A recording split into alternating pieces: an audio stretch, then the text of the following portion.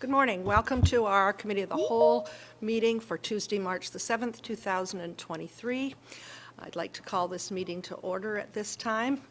Good morning and welcome to our first Committee of the Whole meeting. Just a reminder that Committee of the Whole is comprised of all members of Council.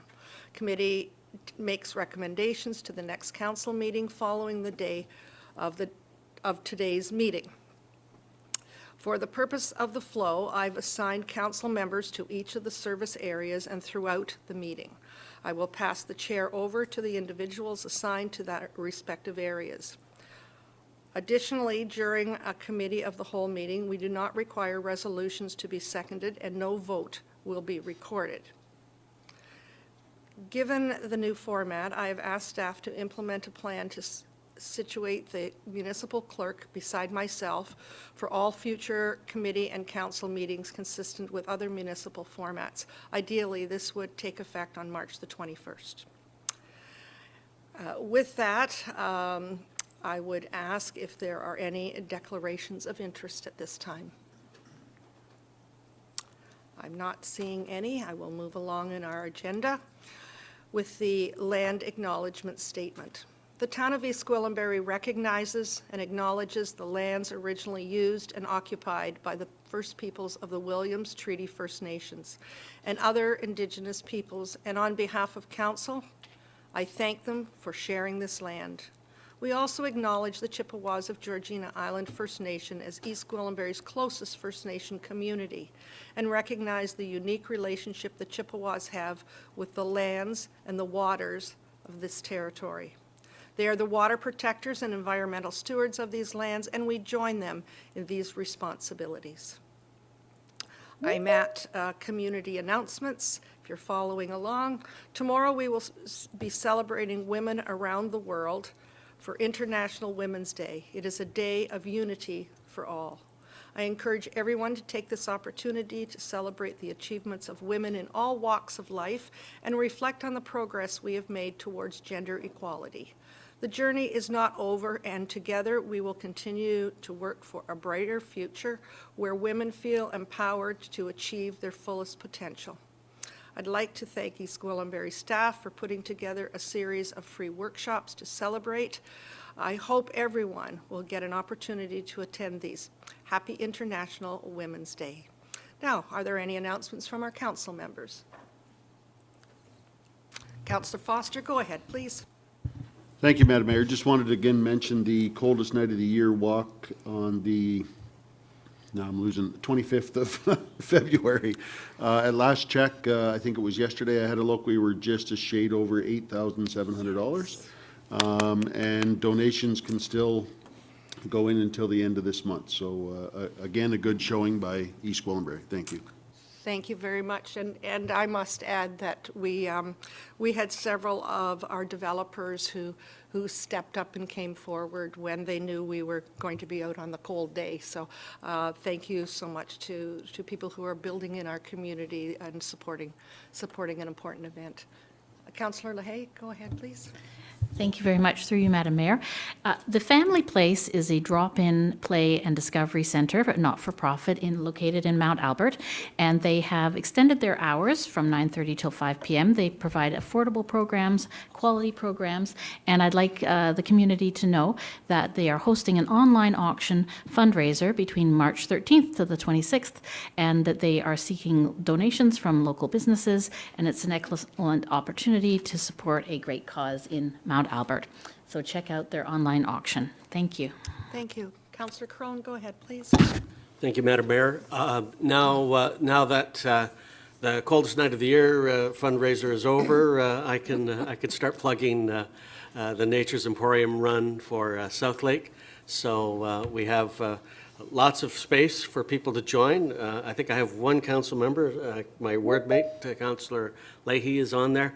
And if anyone else would like to join and help us raise funds for a very worthy cause, that would be great. And in the words of our former councillor, Joe Persicini, give us your money or give us your feet. Thank you. Oh, and if I may add one more thing, Madam Mayor, I just wanted to thank our snow team over this weekend. General Manager Molinari and his team. It was a significant snow event that we had, and I know they were up in the wee hours of the morning trying to deal with it, and it was appreciated. I know it wasn't an easy task, but I appreciate all the efforts put into that. Thank you, Madam Mayor. Thank you. Any other comments? Anything to share? Well, we're here for the day, so if it comes up later on, we'll hear from you at that point. I'm at item E for deputations, and we have Al Harrison making a deputation to committee regarding Averton Phase 3 Trail. Please come forward. Good to have you with us today, and your cohorts as well. Thank you very much. Yes, I have with me Alan DePaulson and Caleb Riches, who will have a little bit to speak out as well. I only have 5 minutes, so I'm only going to highlight on the slides those areas that I think are integral to this meeting. So we can go ahead and go to the next slide. Sorry, did I say good morning, Madam Mayor, and all the councillors that are here? My apologies if I missed that. I practiced it all morning. You're just fine. I wanted to say that since 2017, we have been communicating with this team of planners that are putting this trail together. We have a website. We only had about 12 days to get everybody to the meeting on the 21st, and about 3 days to put the presentation together. So bear with us. Next slide. Because of the shortage of time, we did go out on Family Day weekend and get and canvass and get 192 signatures. This was the criteria which they had to sign. Every page had it. Legally, they have to have the criteria which they're signing for. So that was it. I wanted you to see it, and you've probably already read it. Next slide, please. So the major issues are that although the town claims that the abutted homes had a statement in their land purchase for the path, the rest of the homes on the streets did not. So there might have been a half a dozen homes that did. Some of us still can't find the wording. That's neither here nor there. But other homes on Shelton Wood, Viscount Way, King, were not aware that there would be a path coming out on Viscount Way. So that's one issue. The other one was that these homes were purchased at a premium 17 years ago because it was on the green space and it was a quiet street.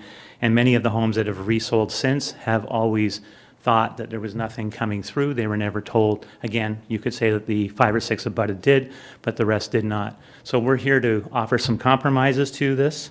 I also just want to quickly go to the 100-year watermark of the river that goes through the green space. It really is no longer relevant because we're in a time of global warming, and because of that we have more rain, more snow, more melt, as well as the fact that when the subdivision to the north went in, it was raised. The decline or the incline down into the river is much deeper than it was. And we see a gushing river. If you go to our website, you can see it in spring and fall. It could be treacherous. If you could hit one more time. The biggest thing we're worried about is that somehow a small child falls into the stream at its highest point, gets stuck under a log, and then we're all faced with something that we don't want to be faced with for the rest of our time. So it's important to identify that this could be a risk. Next slide, please. In terms of usability, there's no obvious connection to the trail system from Viscount Way. It's a street that is a small street. It doesn't have places for parking. It comes out to a stop sign, but not a four-way stop. There's no crosswalk. The side that the trail comes out on doesn't have a sidewalk. There's no natural way to get on the sidewalk on the other side of the road, so they'd have to go up people's sidewalks. So that's a concern as well. And if I go to the next slide, I'm going to let Caleb talk a little bit about this bridge and the magnitude of it. Madam Mayor, members of council, I was asked to speak in my capacity as a large-scale landscape contractor in the GTA. Our main concerns about the current plan of the bridge construction is 3 main things. One, staging areas. We don't think that the staging areas are realistic for the scale and the scope of the project. Things like aggregate components, fill, machinery, washroom facilities for staff, etc., I don't think are contained within the staging areas, which means these areas are going to flood into our streets, the same as the Bell Canada high-speed connection tried to do in our community last summer, which was a catastrophe. Because of the fact that in my opinion, or in our opinion, that this is going to fill into the streets, we have significant concerns about the transit safety plan in terms of flagmen, in terms of a transit management plan that's going to be implemented to ensure the residents can still safely, both from a pedestrian and from a vehicle standpoint, transit through the community. Because we just don't think that there's enough room to physically implement this project with the current staging areas that are outlined on the plans that were provided. In terms of the bridge itself, the large-scale capital equipment that is going to be used to install this bridge is going to cause a significant amount of disruption into the community, and we are concerned about just the actual implementation of the logistics that are involved in that. Thank you, Caleb. Go to the next slide, please. This was the original plan sold to the homeowners. You'll see that behind it there is no trail. A couple of the homes that are abutted were actually put down deposits prior to the plan being passed for a path. So there is some concern there as well. Next slide, please. Basically, we're looking for a solution. We realize that the trail system's integral to our community. We've seen, the trails in Uxbridge and how well they are sold to the community and the prices that go up, et cetera. So there is a need for it. We just want to make sure it makes sense for what we're trying to accomplish. So if we can go to the next slide, please. This was the 2012 revised plan. Enter one more time. Okay, and one more after that. This is taken off your website. You will see that there is nothing coming into Viscount Way. It actually comes to the ponds that are across from Robert Munch. So it's been entertained before. One of our solutions is to entertain it again. Next slide. Just wanted to show you that it is off the website. That's where we took it from. Next slide, please. So solutions. Hit enter. We're looking at the stormwater ponds. There's two of them. There's a pathway down the middle that we could go right across to Robert Munch. There's also a crosswalk right there that allows children to cross over, go down the side of the fence where there already is a sidewalk to the trails at the back. This is an excellent solution where we would suggest a 6-foot fence along both sides of the pond for safety. Next slide. We could also go to the right. It would impact one house, I understand that. But you'll note in all these cases there are less trees that are going to be impacted than continuing down to Viscount Way. Next slide. And then to the left, there's an option down the left as well. There are fences already there, so we'd only be adding one other fence to support and create a health and safety for a two-sided fence. One more enter, please. So there's a trail system across the road. There's a crosswalk. There's 3 solutions right there. We're recommending a 6-foot fence. And all of them, we're also suggesting for the Manor Forest side, that we bring the trail down from the embankment so it's not right along their backyard line. It's going to be less for vandalism and more of a trail walk. Next slide. The final solution would be just take it out to 9th line. That's also an option, again, making sure it's down from the homes on Manor Forest. Next slide. So, in summary, just go ahead. All 4 solutions give us what we need in terms of the trail. Hit enter again, please. And the town's goals achieved, and pretty well 75% of the community's concerns are addressed. Enter, please. The home values are maintained because we're not affecting those that are budded. And we believe that there's a talk in the presentation about for every tree we take down, let's plant a 5 or 6 foot coniferous tree that gives year-round coverage for noise and privacy for both the people on the trail and the community around it. We believe that helps maintain the home values. Next slide, enter please. The trail's more fluid. It goes right from the trail from Manor Forest right down to the baseball diamond and into the rest of the trail system. And finally, one more. We had limited time, so if there's typos, it wasn't a refined presentation, but it was the best we could do in 3 days. I appreciate your patience. I hope that you had to read through the whole thing and open to any questions. And one more entry. Thank you.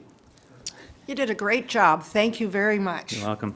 Tell you've Thank worked you. hard on it and provided a lot of information for us to consider. Thank you, Madam Mayor. Thank you. Are there any questions to our deputants this morning?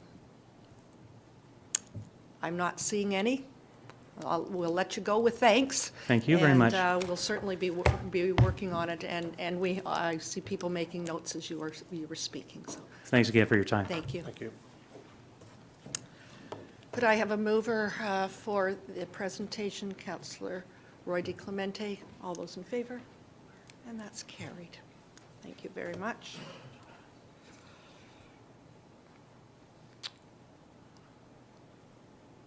I'm not seeing any other. D. Cullen, making a deputation to committee regarding Averton Phase 3 trail.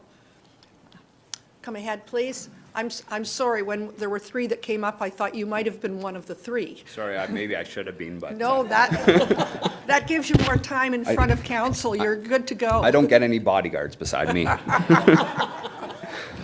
right, I will be touching on, good morning, Madam Mayor and members of council. I will be touching on a few of the points that were just made, but I'm just going to try and read through this as quick as possible. Take your time. We're not in a rush. Okay.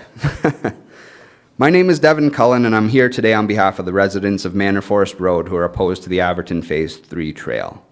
When we received notice that the public meeting was to be held on February 21st, my neighbor and I wanted to ensure that residents were aware they had the opportunity to voice their concerns after going door to door. After going door to door, we realized that the overwhelming majority of our neighbors opposed the trail. Sorry, next slide. Forgot I gotta do that. So that slide shows the petitions that we did get signed. In total, over Family Day weekend, my neighbor and I, as well as these guys from Viscount, we gathered over 180 signatures from residents indicating their opposition to the trail as proposed. Next slide.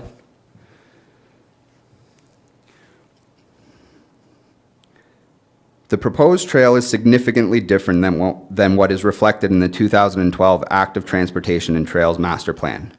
Purchasers of these properties relied upon and made the informed decision to purchase based on this plan. The Trails Master Plan notes that the Manor Forest Trail, adjacent to Manor Forest Road, is to be a single-track hiking trail, defined on page 69 of the plan as a narrow, single-track route with a soft surface, earth or granular, and built into a woodlot.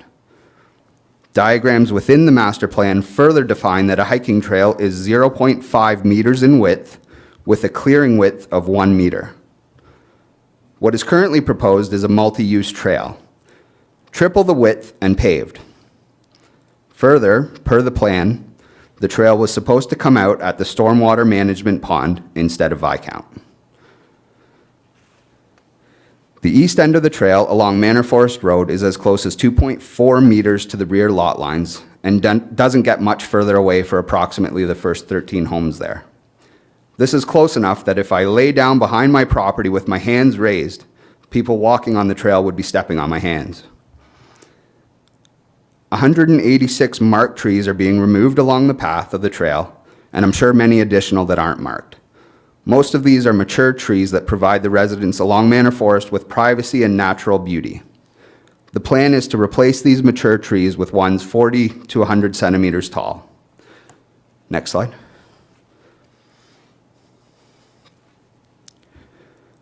The trail as proposed will have a negative impact on property values of the homes along Manor Forest Road and Viscount, of which significant premiums were paid to back onto open and green space. The planned replacement trees will not be sufficient to ensure any form of privacy. The proposed trail is at the top of a very steep slope, posing safety concerns for users, especially children. And when residents purchased these homes, the promise, per the master plan, was a nature hiking trail. The proposed plan is a paved sidewalk along the fence line. Next slide. The proposed trail offers little utility. It is the end of the trail system in the master trail plan. It doesn't directly link to any other trail system, and it doesn't lead to anywhere that sidewalks don't already provide quicker access. Next slide. An argument could be made that the path would be good for kids to get to school. This just is not true. It is not a shorter distance for the majority of the Vivian Creek community. The trail won't be maintained in the winter, it isn't lit, and during spring melt, the water level is always high, resulting in a safety hazard. Next slide. So these maps just show the distances that from key points in the community, showing that it is not, in fact, any shorter to take the trail system versus walking from 9th line to King Street, or from Vivian Creek to King Street. Next slide. So essentially, if you're not going to do it right, I say don't do it at all. Next slide. And I don't feel that the proposed trail currently is right. And with so many opposed to the trail and the trail offering very little utility, the question really becomes why bother at all? Is it to satisfy a plan that was made in 2012 that has been changed in several significant undesirable ways? The trail was originally supposed to be a single-track dirt or granular 0.5 meter wide hiking trail, according to that trail master plan, and it was supposed to come out at the stormwater management pond. Next slide. It is clear, for good reason, residents do not support the proposed trail. Next slide. If the nature hiking trail as depicted in the master plan cannot be constructed, I suggest that the remaining funds should be used for something the entire community could benefit from. We could improve the outdated splash pad at the Mount Albert Library, improve and fix existing nature trails, such as the ones behind Royal Oak and Vivian Creek there, or perhaps put the money towards something new at the Active Living Plaza, or just towards the project in general. Next slide. If it is concluded that a trail must go in despite opposition from residents, the trail must be moved further back from the lot lines of Manor Forest Road into the forest and reflect the nature hiking trail originally in the trail's master plan. The south end of the trail should go through the stormwater management pond and not onto Viscount, and eliminate the unnecessary benches at trailheads close to homes and put them where it makes sense in nature, where people would like to rest and enjoy nature. Next slide. So that's just kind of a visual representation, the blue being what is currently proposed, the red being what we thought the trail was supposed to be, and what is certainly much more desirable, and the green one being an even perhaps better solution overall, as it doesn't impact any residents and provides a nice nature trail. Next slide. The benefits of constructing the nature hiking trail as depicted in the master plan would not only be more appealing, it would also save money by not requiring an asphalt path, not requiring as much fill, not removing as many trees, nor planting as many, creating less impact on the green space overall. It would be a trail that maintains the privacy of residents as well as providing an actual nature experience for those using it. Having the trail further back would also mitigate the safety and nuisance concerns that residents have. Next slide. I want to thank Councillors Crone and Lahey as well as Mayor Hackson, who walked the area to see firsthand why the residents are concerned. The residents are relying on you to take their concerns to heart and vote against the trail as proposed. My request to the other 4 councillors is that they support Councillors Crone and Lahey as they are Mount Albert's representatives. Next slide. That concludes my deputation. Thank you, Madam Mayor, members of council and town staff for all you do and for hearing the concerns of the residents on this issue. Thank you very much. Thank you. Could I have a mover? Councillor Crone. All those in favor? Thank you very much. Thank you very much to all of you here. You've done a lot of work. You've done your homework. You have provided a lot of information to members of council, and we certainly appreciate the amount of time that you've put into it. You could have been doing many other things, and I know you took this to heart, and we can tell that from listening to your presentation. So thank you very much. Yeah, go ahead. Thank you, Madam Mayor. If I may just make a question to General Manager Karmazin. We've had a public meeting now. We've had some deputations today. What are the next steps in your opinion? Thank you. Thank you. Through you, Madam Mayor, staff is committed to the public consultation process, and we're here to listen to our residents and respond accordingly with adjustments either to the design, the timelines, or all of the above. Staff will be making revisions to the project and the timelines, and will then be reaching back out to our residents, in particular those adjacent property owners on Manor Forest and Viscount, and those residents that are adjacent to the public lands. And after we've done that consultation, we'll then plan a report back to council, hopefully in April of 2023. And at that time, those that have been at our public meeting in Mount Albert and here today, as well as letters, will all be notified. Through you, Madam Mayor, yes, we would undertake mailings directly to the households as well with our detailed plans. Thank you. Councillor Roy DiClemente, go ahead, please. Thank you, Madam Mayor. I just wanted to make a few comments. We went through a similar situation when we put the Sharon Village Trail in along the Sharon Creek, and we had deputations in the council chamber, and we listened. And I wanted to reassure everybody in the room, including the residents as well as members of council, that our staff have done an amazing job on that trail. They worked with individual neighbors. They created buffering where it was necessary, and they did a great job about replacing trees where they were removed. And I will remind folks that, first of all, the Active Transportation and Trails Master Plan were just lines on a map. They were not what I call ground truthed. So they were ideas about where we would put a trail network, both in the short, medium, and long term. So those are ideas, and then what ends up happening is we end up in this process where we're designing the specifics of the trail.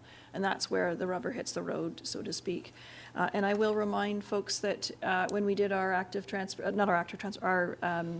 and Active Living Master Plan, 80% of our residents told us that trails were important to them.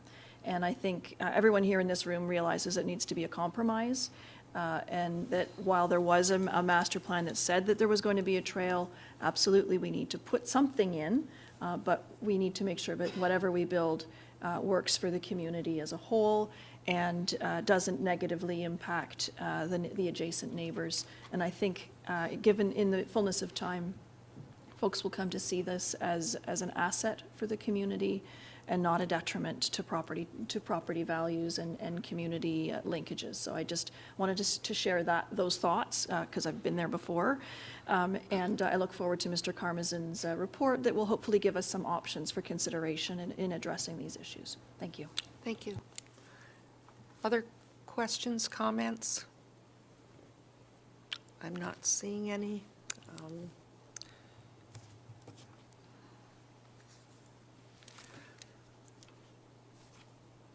We will, could I have a motion to receive the presentations?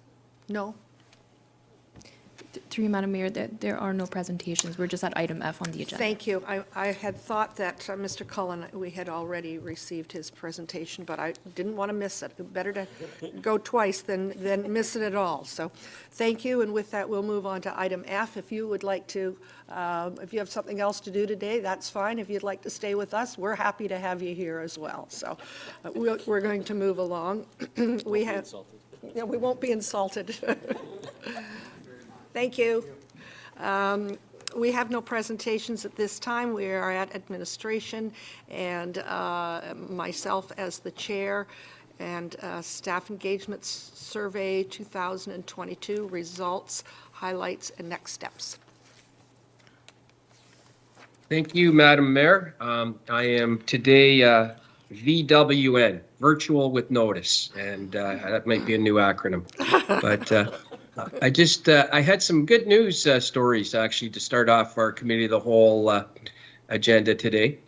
Firstly, on Friday, it was National Employee Appreciation Day, and at our new operations center in one of the bays, we had a coffee and barista event, and attended by our staff team, and it was great to see our team out there collectively enjoying some camaraderie, and we had a good attendance from our senior leadership team too. So very positive.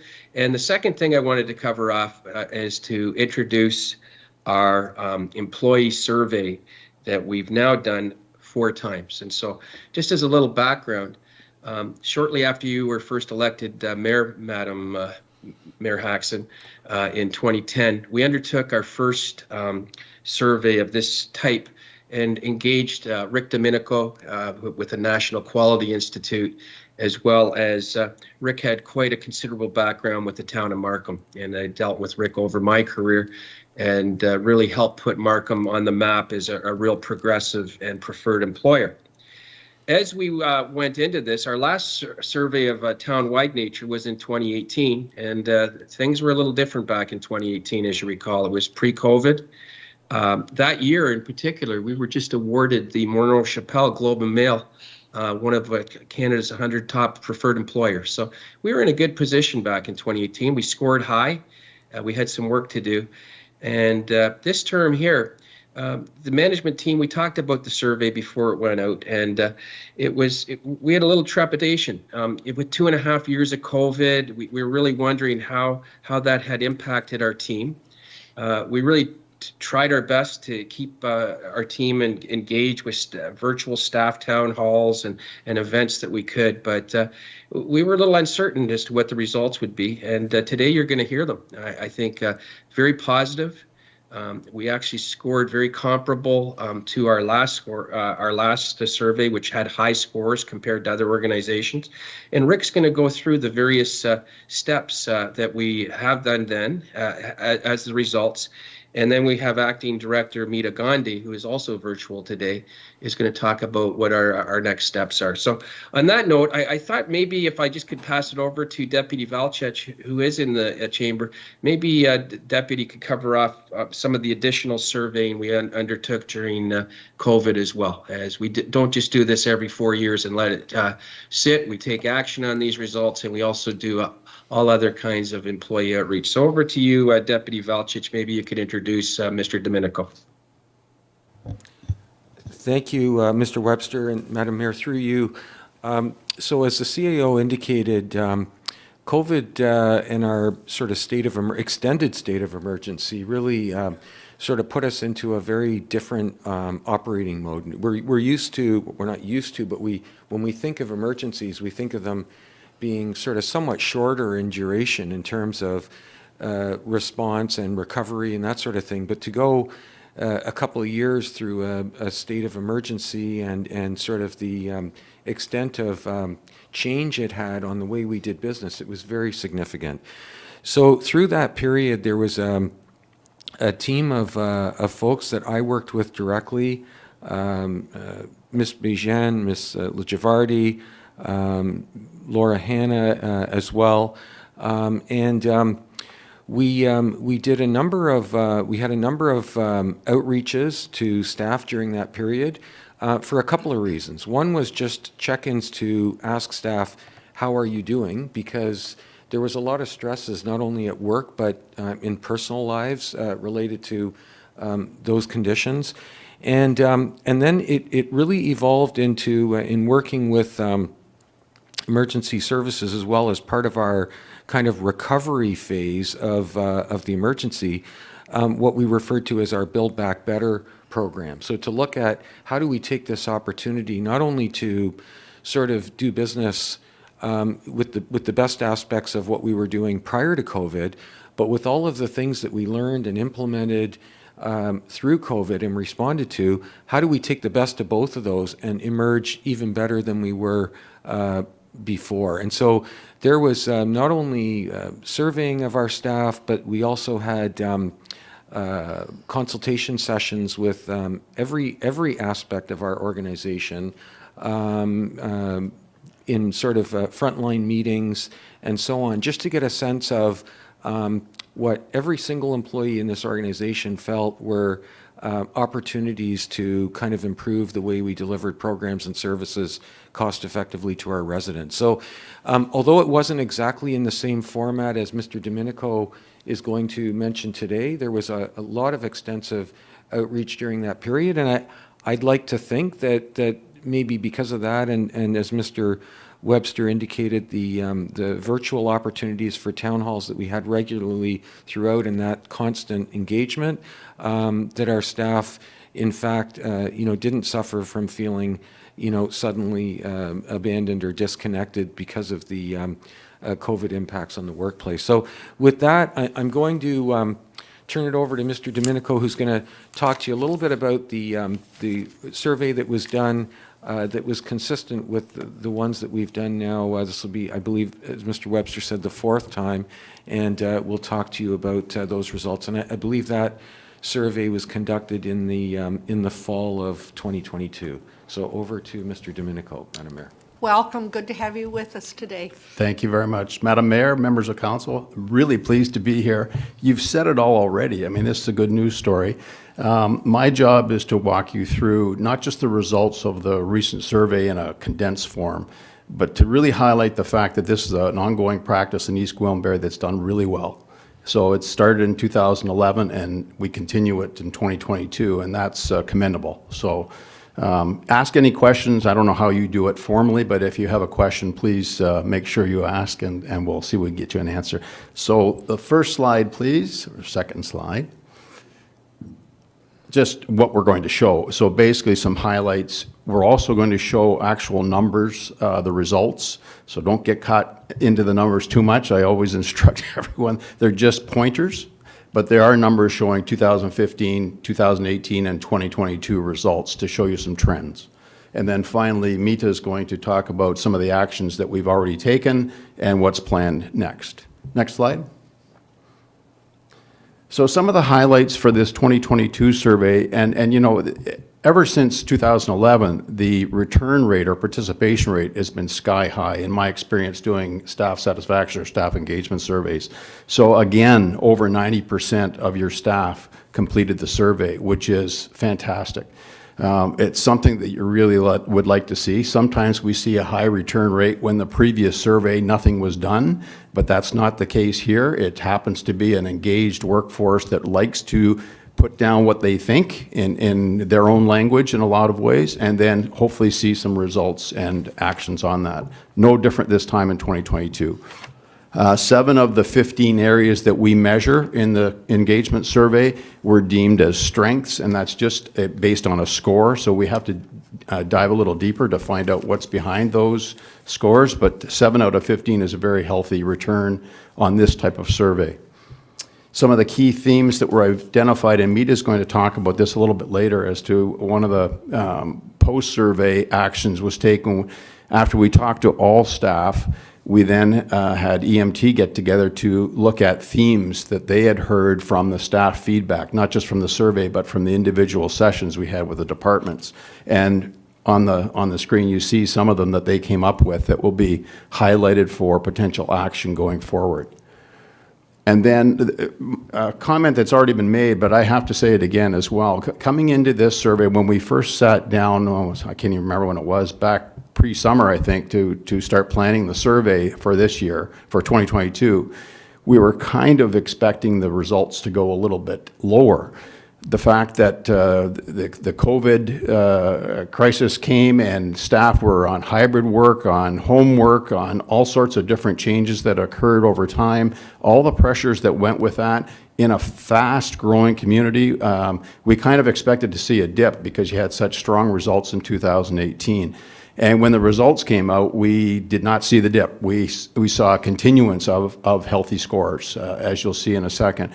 So that surprised us in some ways, but then when we spoke with staff, certainly not a perfect situation. You'll never get there. No organization will. But staff absolutely feel that their voice needs to be heard and is heard and has a method for being heard. And that, I think, is the testament to a healthy process versus just doing a check the box and get a number approach. So we're kind of pleased with the approach that the town is taking on this. Next slide, please. This is the slide that will show all of the actual scores. And we do it on a 5-point scale. So for those that are statisticians, you'll know that the 5-point scale is a Likert scale that we use. And so on the far right corner, you'll see a 3.39 for benefits and compensation. By the way, each of those areas that are listed there, there's 3 or 4 questions pertaining to each of those areas germane to East Gwillimbury, and then we compile an average score for each of those sections, and then an average score overall.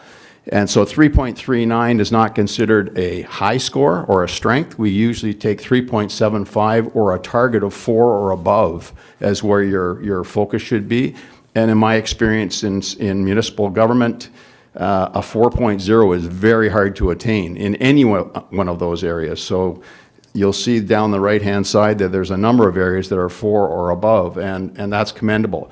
Again, the important point I'd like to make is that one survey does not tell you very much, but trending over time is a really good approach. And so if you look from 2015, 18 to 2022, you'll see some positive trends there. Some have dropped, and we expected that with the COVID situation, but others actually went up. So I'm not going to go individually unless there are any questions, but the trends are what's important, I think, from my perspective to look at.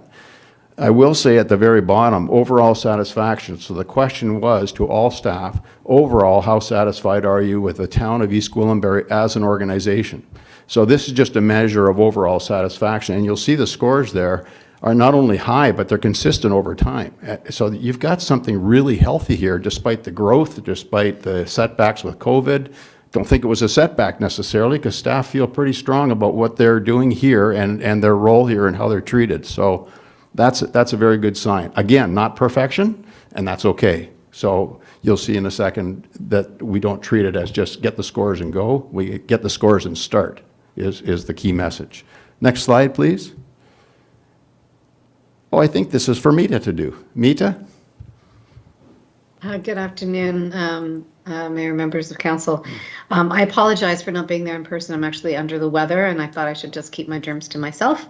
So I'm not in the office today. Thank you, Rick, very much for that presentation. I just want to highlight a couple of points with this slide in terms of the timeline. In December, we had a presentation to staff that shared the information that was before you today. And then we allowed for, or sort of facilitated workshops with staff and managers in 2 different sessions so that staff felt that they could speak freely, and no comments were attributed to any particular person. And those sessions happened in January, and then we had the department sessions with them for all the departments through January and February, as well as the people leader session. So in many cases, there'd be sessions with staff in the morning and then in the afternoon with the people leaders of those departments. And then we met just at the end of February, about a week and a bit ago, with EMT, and we talked about the key priorities. I want to also underline, as council is likely aware, there was also an HR review that was conducted back in 2022. And so those results are being incorporated into whatever we're planning on doing next. And I'm just going to talk about that whatever in just a second. And so we had the opportunity to share some of the results from the the HR review. Really, they're not unlike any of the results that are before you today. Some of the areas that were stressors, according to staff, were certainly reflected in the HR review. And so we are taking all of the information, the qualitative and very much so the quantitative and very much so the qualitative data that we have now from people who've provided comments about all of those components. And just a few slides ago, there were 5 different sections that were emerging. I don't know if the deputy clerk can just go back a few slides. Back there. So, sorry, the next slide, please. So teams, staff capacity, leadership, and how we work together, compensation, benefits, and wellness, performance appraisals and training, communication, awards, and recognition, and modernization. So this was surfaced in the meeting that we had with EMT. Equity, diversity, and inclusion was also a theme that was incorporated or that surfaced, and so that will also be incorporated into the employee strategy that we developed. So if you just want to take us back to the slide I was on, please. I'm often known for asking the so what question. We've done these surveys, we've done an HR review, and the question is so what? And really what we need to do is put together an employee strategy that speaks to all of the things that we are going to do to support employees to create a culture of belonging. And so that's the theme that we're aiming to move towards. There's a slight takeoff on the library's phrase. I believe it's you belong here. We're looking at having a e.g. you belong themed employee strategy that will have certain pillars those described in a few slides ago, as well as equity, diversity, and inclusion. Modernization is not a standalone pillar. It really facilitates and enables all of the other pieces, as does policy. So there will be some differences and changes to what you're seeing today. And we are looking to create an employee strategy so that everybody can link to the results and see that something is being done about the results from the survey. For me, it's a huge opportunity to demonstrate action and moving forward to really creating that culture of belonging. So we are working at developing that employee engagement strategy, and we are looking to bring the information to council in Q2. I believe we're tentatively scheduled in for April. By that time, we will have developed an employee strategy that reflects not only the employee survey, but also the focus group tests, sessions that happened over the last few months, as well as the HR review, and then share that broadly with staff. And I want to also underline that we are not doing things sequentially. There are certain key areas that really do need to be addressed right away, performance appraisals and some training and development, for example, need to be done. So some of those things we're looking at doing on a parallel front, so that we're not waiting for a strategy to really get the work going. I think that concludes the presentation. If members of council have any questions, I'm happy to take them, or Rick. Thank you very much. Questions of the presenter? Go ahead, Councillor Crone. Thank you, Madam Mayor. Through you to our presenters, thank you very much for sharing this with us. I think it's so critical that we source feedback from our staff. It helps us do our job better. If I can start with a couple of comments and then have a couple of questions. The first comment is, in my 20 years of corporate experience, I don't think I've ever seen benefits and comp question be anywhere other than the bottom of the list. That's just guaranteed. Everyone always thinks that they should have a little bit more. Why not? My other comment is on the next steps, and I think that is so critical to moving forward as an organization, because it responds to the feedback that you've been given, but also to have credibility moving forward. I think you need to have the ability to demonstrate that you've listened, and I would hope that we see some of these elements of the feedback of the survey present in everyone's performance appraisals and their job, their performance standards for the next year going forward, and that should trickle all the way up from the senior management team to the very top. So I would encourage you to engage that way. Look forward to hearing more about that. So one of my questions is 94% participation rate. How does that compare with other similar organizations? Is that a good participation rate, or should we be, we should always be striving for more, but. No, thank you, through you, Madam Mayor. It's an excellent participation rate, private or public sectors. Typically 70 to 80 is considered good. So and now that's qualified because, as I said before, if the previous survey, if that's what you've been doing, is poorly scored and people are not happy, you tend to get either a drop off or a significant increase because people are ticked and they want to let you know. But not in your case. So that's why we do it over time. So you've had, I think the lowest was 88% way back in 2011. It's been 90 plus ever since. And you can't compare that to anyone else. You're on the top. That's okay. Thank you, through you, Madam Mayor. That's good to hear. I'm delighted with that. And when I was reviewing the results, I was pleasantly surprised because I think, like yourselves, I thought we were going to take a bit of a hit because of COVID, but I think we fared very well.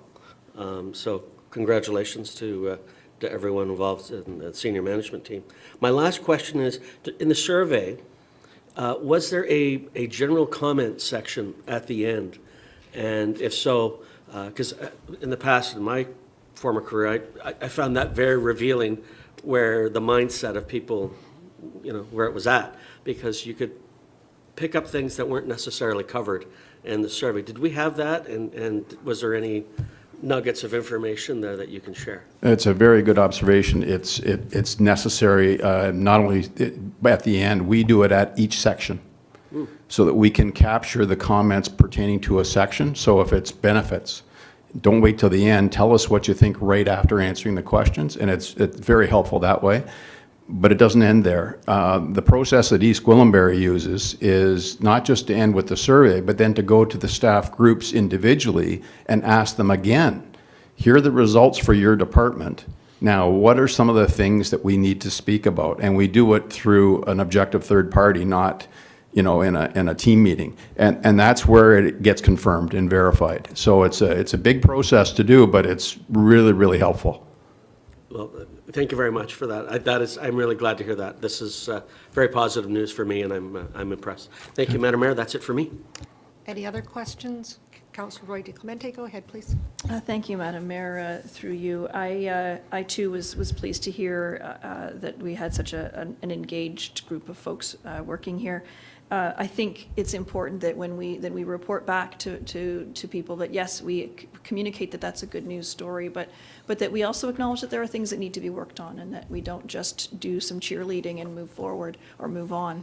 For me, the one metric that stood out for me was performance management, and it has slid consistently over the course of the results over the past 3 times, at least in the chart.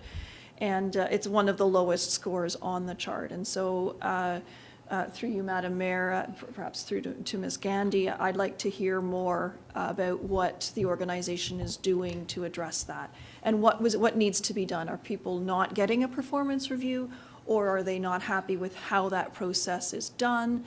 I'd like to hear more about that, and I'd like some further reporting, whether it's in an open session or in a future closed session. Thank you. Through you, Madam Mayor. Go ahead. Through Madam Mayor, yes, that is an area that is absolutely one where there was a lot of comments about the system that we have in place right now, and it really was everything from I haven't had a performance review in a long time to the forms are outdated to I really don't know how this really supports me in my development as an employee and in my career. So it was cross-section around the issues around performance management. And I think one of the challenges was that, after the last survey, it was also noted. And so people were looking for some significant progress on that. And so that is, as I mentioned earlier, we're working on employee strategy, but we're not doing things sequentially. We're doing things in parallel. So the employee performance review process, in fact, I was pleased to see that through the CAO internship program, there had been a considerable amount of work done on that, but it had been put on hold for a number of reasons. And so we're looking at using our ADP system, our payroll system. It has an online component where we can actually do the performance management system attached to that. For me, what is really, really critical for performance management is you can have all the forms you want or whatever technology in place. What is critical is training for both the employee who's receiving the performance review as well as the people leader who is providing the performance review. And so that's the element that I'm not prepared to release a new performance management system without the adequate training that people across the organization need to have.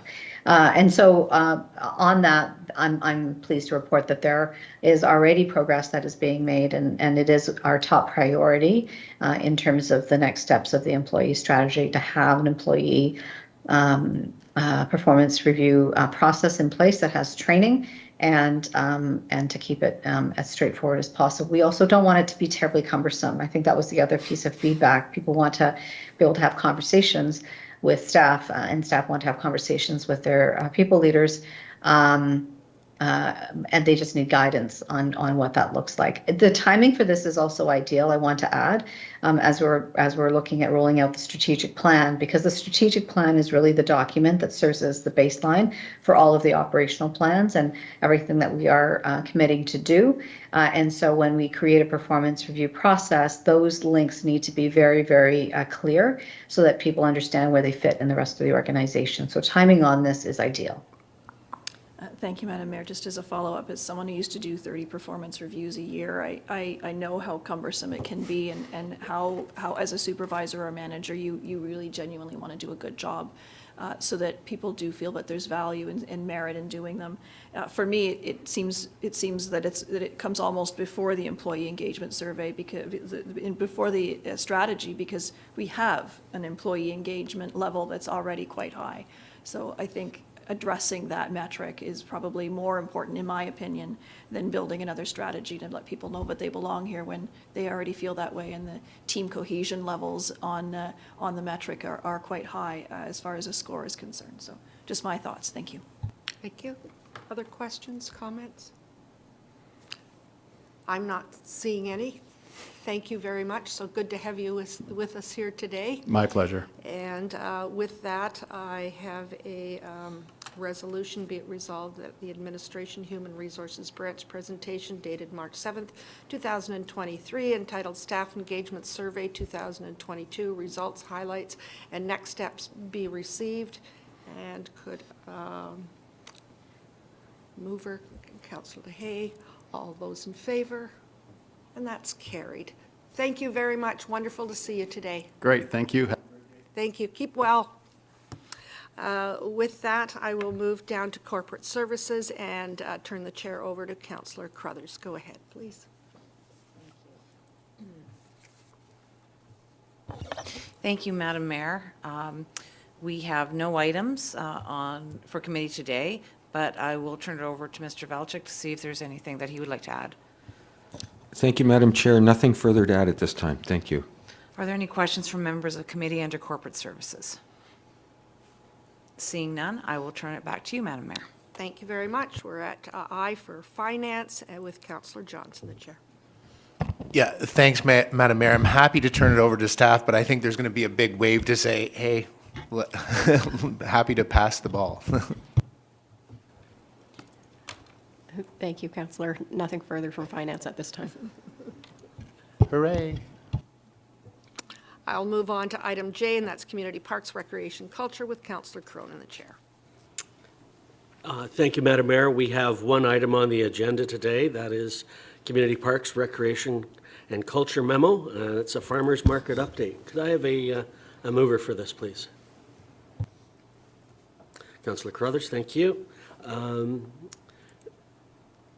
So Councillor Carruthers has moved this. General Manager Carmazin, do you have any comments on this? Through you, Madam Mayor, this is essentially a memo that provides some detailed information on another successful year for the farmers market at our new location here at the Civic Precinct. We're pleased to report that the market has seen an increase in vendor participation as well as public visitation, in particular during a pandemic.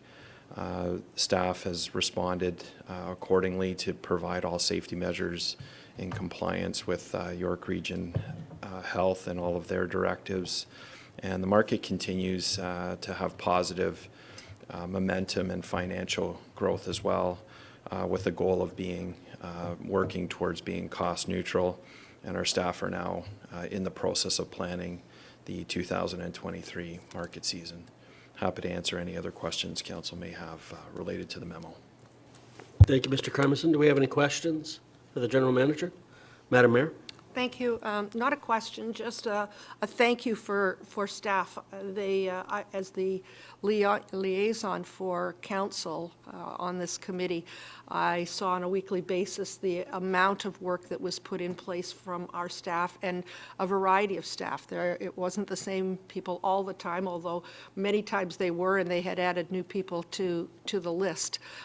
They were very creative about making sure that when people arrived at the farmers market that it was really something exciting to be a part of. And thanks goes to our emergency services as well. They were there every week and had some great programs for the young children in the market itself.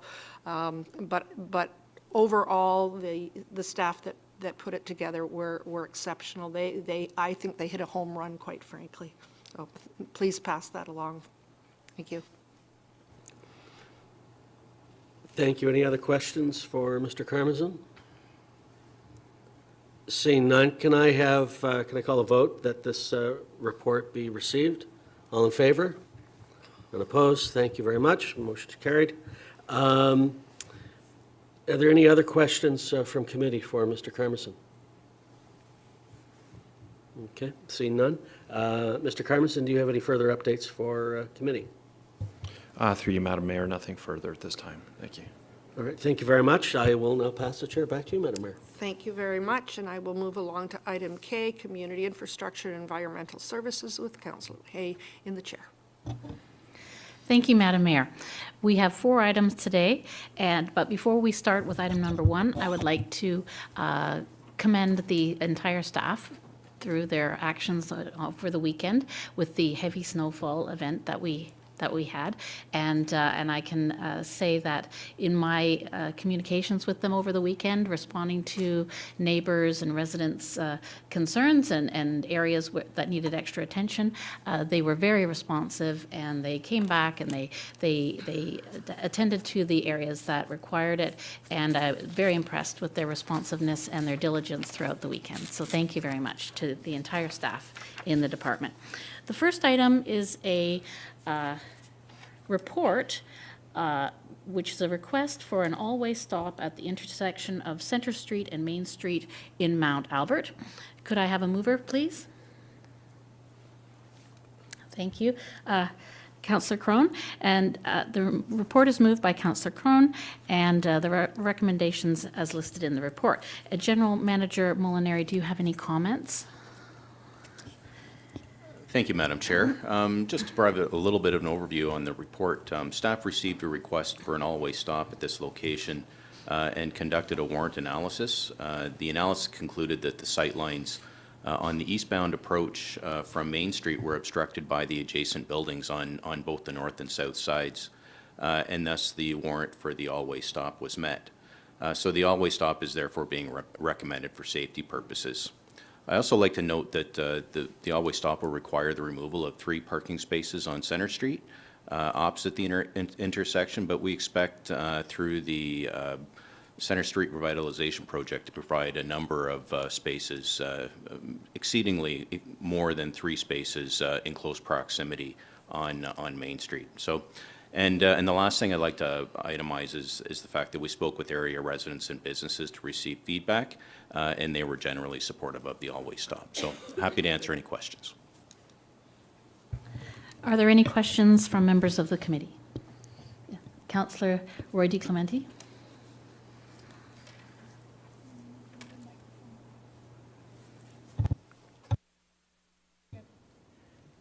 Thank you, Madam Chair. I think Mr. Molinari answered one of my questions, which was the 3 spots that we were losing because the downtown revitalization project does sort of highlight walkability and parking as being key themes. So I'm hopeful that we'll be able to restore those spots. Just sort of a request for future is, given that it's only warranted because of the sight lines being restricted and not because of volume or collisions, my concern is that there will be a domino effect on Centre Street between Centre and Vivian Creek Park. And when people come to a full stop, then they will accelerate out of the stop sign, and there's still a hill there. I just want us to make sure that we're monitoring for safety and speeds in future once the stop sign is in place, because I'm concerned that we'll be adding to a problem rather than trying to fix one. Thank you. Through you, Madam Chair. Certainly, we'll be keeping a close eye on this road. Centre Street is one of our main roads that we do keep an eye on, so we'll be keeping a close eye on that. And the fact of the matter is, with a safety warrant such as this, it is an item on its own that generates a warrant. And if that warrant is met, then even though it may not have the volumes and et cetera that are associated with an all-way stop, because of that safety concern, it is recommended at that location. Are there any other questions from other members of the committee? Thank you. Councillor Crone. Thank you, Madam Chair. I, through you to staff, appreciate the report. I know there have been grumblings in the town about Center Street, and I appreciate, and Councillor Roy D. Clemente took one of my questions about ensuring that the further north of Center that we monitor the speeding there. My understanding is that even though we lose 3 parking spaces now, we hope to regain them at completion of the downtown revitalization. Can you confirm that for me, please? Through you, Madam Chair.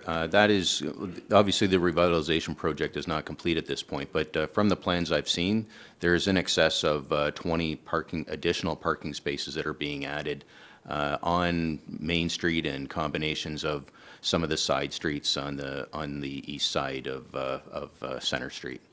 So I can't give you an exact number right now, but it's heading in the right direction. No, I appreciate it, and certainly if we can keep that top of mind when we're finalizing the revitalization project, I think that would be helpful. I know the businesses downtown are very sensitive to that, and we need to help them all we can in this time. My next question is with the warrant study that was done. If we choose not to put in the stop signs, does that expose us? Is there any risk exposure there to the town if we decide not to go ahead with the stop signs, legally or otherwise? Through you, Madam Chair. The warrants are put in place. There are the policy that we follow in terms of deciding if we're going to put something in or not. So yes, I guess if something were to happen at that intersection and we did not install it, then that the question would come up as to why we didn't follow our own policy. So from that perspective, we would be putting ourselves at some form of risk. And from a safety perspective, we would have maybe not installed something that could have provided some additional safety in a location where we had the ability to do so. So I can't really say yes or no, but I would say on that basis, it would make sense that if an always stop is warranted, that we would actually follow our warrant process. Yeah, through you, Madam Chair, I thank you for that, Mr. Molinari. I appreciate that, and for me, I think it makes the decision pretty easy that we need to do this. So thank you, I appreciate that. No further questions. Back to you, Madam Chair. Thank you, and thank you to the General Manager. We had a meeting last week with residents and who shared their concerns, and I can assure everyone on council that the staff, multiple members of whom were there at the meeting, that the traffic is being monitored and that we were satisfied with the feedback that staff presented with us, and that they're actively engaged and thoroughly consulting with the public about this decision that is being put forward. Now, I have a question about the process at this point, if I may address the town clerk. Shall I read the resolution in bold before I ask for a vote? Through you, Madam Chair, that is not required. However, should you wish to read that out loud, we do have individuals that have called into the virtual meeting today through a telephone, so they will not be able to see the resolution. You may read it out loud, or it's through the consensus of the committee. You may just request for a vote. Well, I'll read it out loud for practice sake, so and so everyone at home can hear it as well. So seeing no further questions, I will read. Be it resolved that Community Infrastructure and Environmental Services Report, CIES 2023-02, dated March 7th, 2023, entitled Request for an All-Way Stop at the intersection of Centre Street and Main Street in Mount Albert be received, and that an all-way stop be installed at the Centre Street and Main Street intersection, and that opportunities for additional parking, vehicle speed reduction, and controls for commercial vehicle traffic be referred to the Mount Albert Downtown Revitalization Project for review and consideration. All those in favor of the motion as presented? Thank you. The motion is carried. Item number 2, update on groundwater treatment strategy and Mount Albert EA. I'm looking forward to this one because we always have questions about water color and quality. So off to you, General Manager Molinari. Thank you. Thank you, Madam Chair, and through you. So residents in Mount Albert have expressed concerns regarding discolored water for some time. And the region's completed an EA for Mount Albert, which identified their preferred solution to remove iron and manganese, which is causing the discolored water. So the region is planning on completing the design in 2023 to 2025 and construction in 2026 to 2028. Further to this, the region has also completed a groundwater treatment strategy to remove iron and manganese from their other groundwater wells, which provide solutions for other sites region-wide, including those wells in Sharon and Queensville. So similarly, this work is expected to be completed between 2026 and 2030 in Sharon and Queensville. And I just wanted to remind Council and the public that although manganese and iron levels exceed the aesthetic limits in some instances, the water remains safe to drink. Happy to answer any questions. Thank you. Thank you. Councillor Roy DeClemente. Thank you, Madam Chair. I'll give you a motion to receive the memorandum, but I did have a question through you, Madam Chair, to Mr. Molinari, and this may be a regional question, I'm not sure. The new well that's being constructed on Green Lane between Second Concession and Yonge, will it also treat for iron and manganese so that we're at least making sure that any new infrastructure that's built addresses the matter? Through you, Madam Chair. That may be one of the wells that's included in one of the region-wide wells. I'm not certain at this point if it has. It may actually be part of it, because it's so new, it may have already had some sort of process attached to it to address this. But that's something we'll look into and we'll get back to you. Thank you. Are there any other questions? Yes, Councillor Crone. Thank you, Madam Chair, and through you to Mr. Molinari. Thank you for this update. I've been following it intently, I think, since I was first elected. I was told that this was coming, and so I'm glad to see it's here. So thank you for that. I know this will be appreciated by the residents, and especially in Mount Albert. I know the groundwater is not great. I'm on a well myself, but even my well water is not aesthetically pleasing either. So, and I have a filtration system for it. I think it was deemed out of scope, but is there any efforts that we can make to reduce the hardness of the water?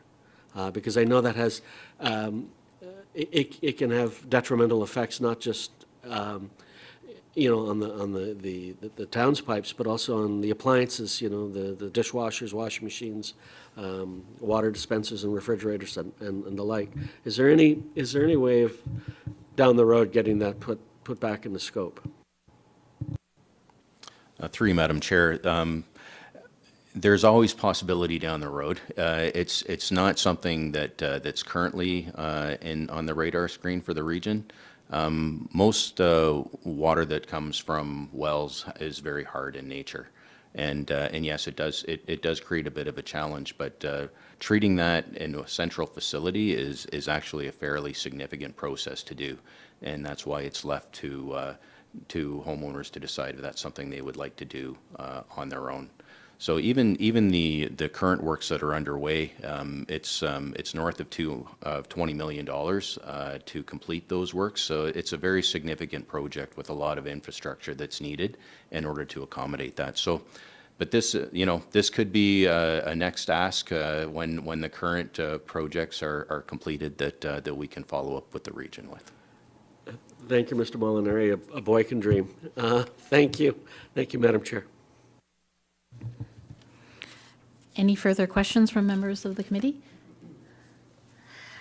Seeing none, I will read the resolution and call for a vote. Be it resolved that Community Infrastructure and Environmental Services Memorandum dated March 7th, 2023, entitled Update on Groundwater Treatment Strategy in Mount Albert EA be received. All those in favor of the motion as presented? Thank you. The motion is carried. Item number 3. Community Infrastructure and Environmental Services Memo Master Plans Update. Could I have a mover, please? Thank you, Councillor Foster. And the report is moved by Councillor Foster. General Manager Molinari, do you have any comments? Thank you. Through you, Madam Chair. The town's updating its transportation master plan and the water wastewater master plan to conform with the new OP, which has basically extended the horizon year from 2041 to 2051 and added 70% of the White Belt lands to the urban boundary. This is a significant change which required our master plans to be updated.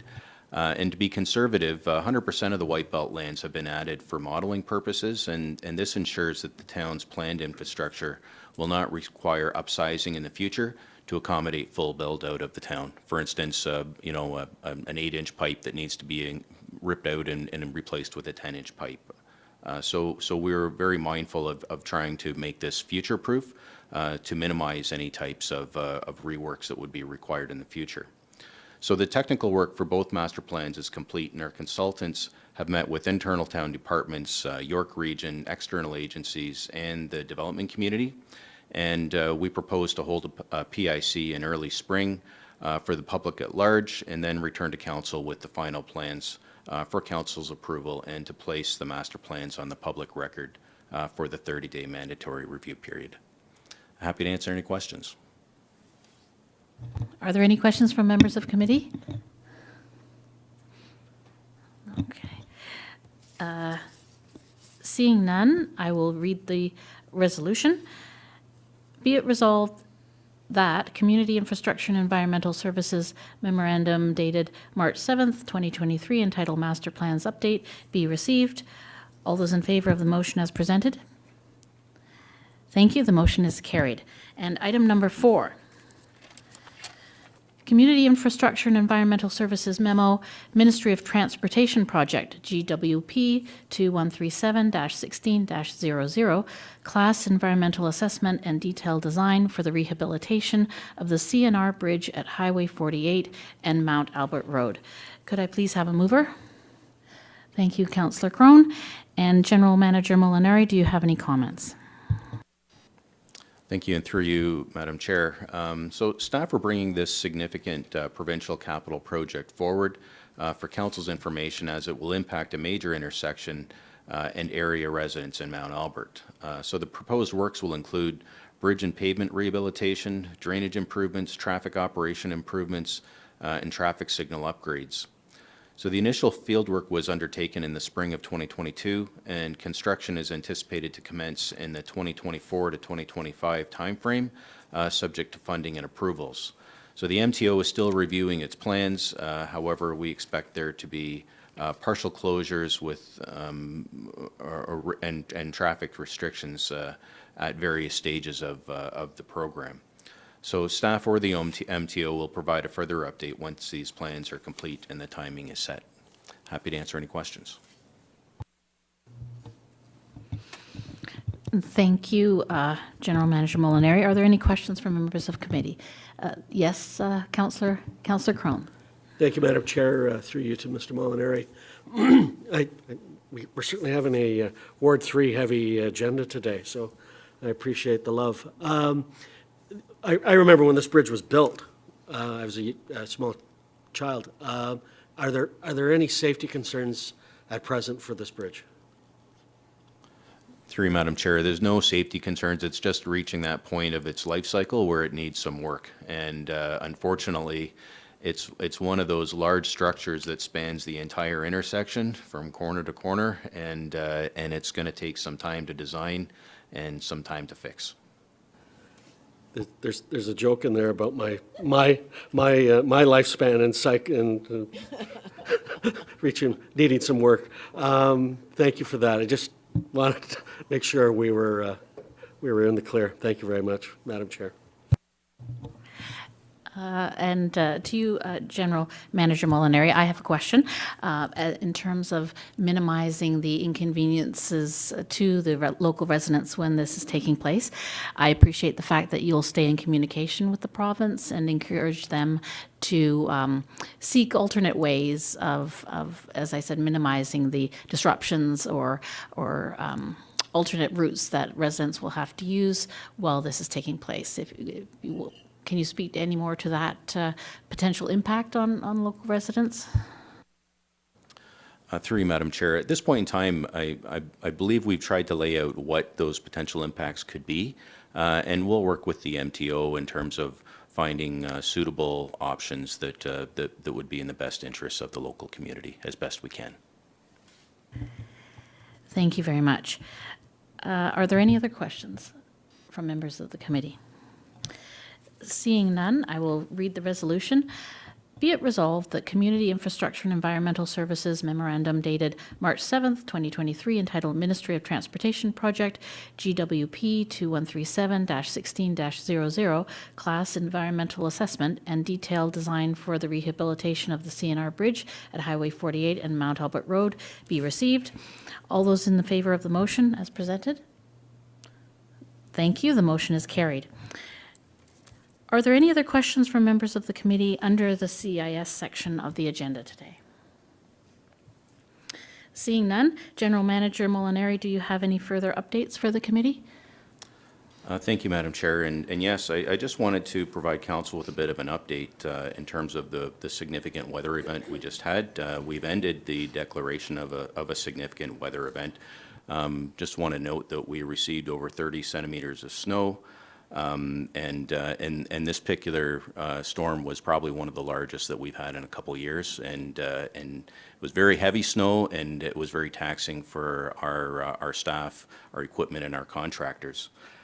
Just wanted to thank the public and council for their patience while we worked through the storm, and I'm happy to report that all the roads are cleared. There's still a handful of sidewalks that are being finalized, and the sidewalk clearing has been extremely slow for the fact that we've had to not plow but attach snowblower attachments to the front of those units, and you can only go as fast as the snowblower unit will allow you to go, which is a crawl. So it's taken a long time.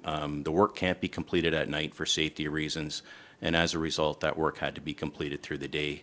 And I just wanted to express my gratitude to staff for their hard work, and let the public know that we're almost there and it's almost behind us. Thank you. Thank you very much, General Molinari, and I appreciate those comments, and I think it was great as well. I heard through Facebook that staff participated in clearing their own streets as well, and neighbors helped out their fellow neighbors, and so great community spirit was shown, and great efforts were taken by the whole department. So thank you again for that, and hopefully it's clear skies ahead. So I will now pass the chair back to you, Mayor Hackson. Thank you very much. We are at item L, and that's Emergency and Community Safety Services, with Councillor Foster in the chair. Thank you, Madam Mayor. We have nothing on the agenda for this morning. I will ask Chief Mackenzie if there's anything to report on. Thank you, Your Honor. Through you to the chair, nothing to report. If there's nothing else from members of committee, I will turn it back to you, Madam Mayor. Thank you very much. We'll move to item M, and that's Development Services, with Councillor Roy DeClemente in the chair. Thank you, Madam Mayor. We have one prepared item on our agenda this morning. It is still morning. An official plan amendment and a zoning bylaw amendment application from the Vietnamese Buddhist Zen Meditation Center on Highway 48. General Manager, would you like to present your report? Thank you, Madam Chair. Through you, the report seeks council approval for submitted official plan amendment, zoning bylaw amendment, and site plan application. Essentially, this property located at 22093 Highway 48. This has been a long time coming, and sort of bringing the use into conformity, and we're sort of at the last stages of that process. I should note that the planning consultant that is working with the proponent, Deborah Alexander, is online and able to answer any specific questions that members of the committee may have. I'm happy to answer any questions. Members of committee, any questions? Seeing none, may I have a motion? Moved by Councillor Crone. All those in favor? And that motion is carried. The next, I don't have any other prepared items. Ms. Bégin, do you have anything further to bring forward? Yes, through you, Madam Chair. I just wanted to note that the Development Services Department was successful, economic development, specifically in obtaining a small grant through York Region in the amount of $12,500 to assist with investment attraction. This is a new program that York Region Economic Development provided for this year, and we were able to leverage through our capital project that's focused on lead generation and investment attraction, some additional funding that will support our investment attraction efforts this year. So we have joint attendance with York Region and other municipalities planned for an auto tech show in Detroit. And this will help with the meeting setting program to ensure that we get full value out of that exercise. Also, I'd like to note that we have just submitted another joint funding application with the town of Georgina and York University to support our ongoing efforts with respect to entrepreneurship support and business development. So no details on whether or not that has been successful, and I will certainly update the members of committee as soon as we know more. Wonderful news. Congratulations on your success there. May I have a motion to receive Ms. Béjain's verbal update? Moved by Councillor Carruthers. All those in favor? That motion is carried. Members of committee, do you have anything that you'd like to bring forward? Councillor Crone. Thank you, Madam Chair.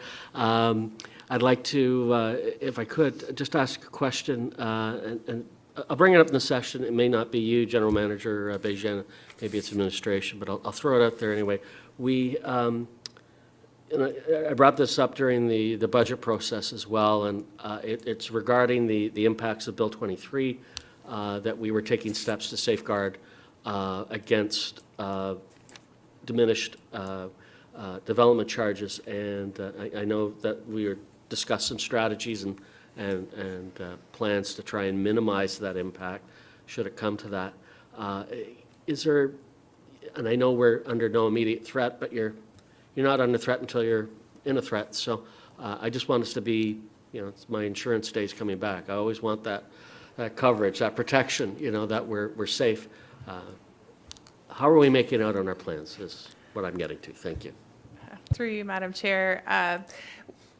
Yeah, to your point, I think we are, there's no immediate threat for the 2023 budget, but we do need to prepare for potential impacts for 2024 and beyond. So we will be coming forward with a growth management workshop in May of this year, where we will be able to provide some updates on the strategy. We're working with our neighboring municipalities around the region. We're all sort of grappling.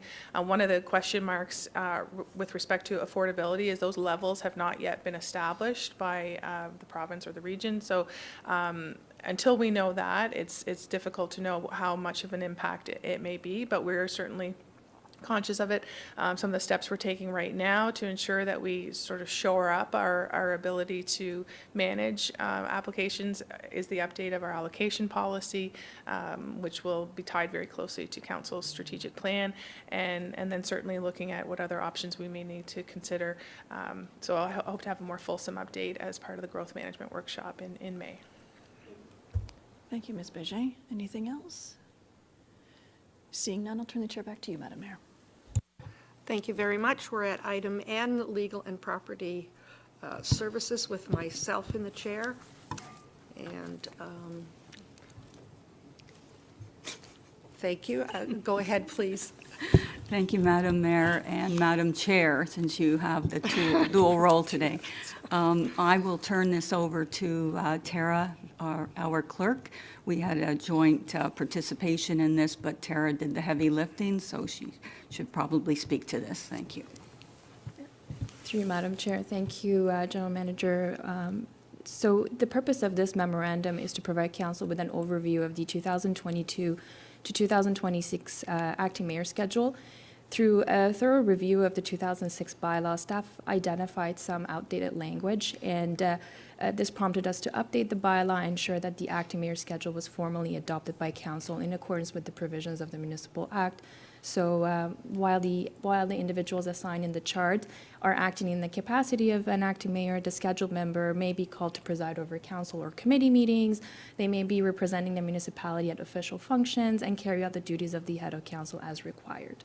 So that is the high-level update of that particular schedule. Happy to answer any questions or take any comments. Questions? I'm not seeing any at this time. Be it resolved that joint legal and property services and corporate services memorandum dated March 7th, 2023, entitled Establishment of 2022-2026 Acting Mayor Schedule be received. Could I have a mover, please? Councillor Lahey. All those in favor? And that's carried.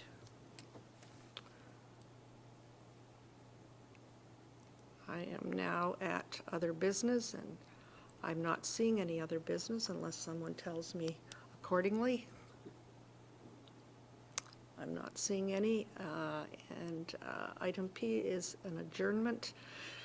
Be it resolved that the meeting of the Committee of the Whole Council adjourn at 11:29 p.m. It's an a.m. Doesn't even feel like a p.m. Should I have a mover, please? Councillor Carruthers. All those in favor? And that's carried.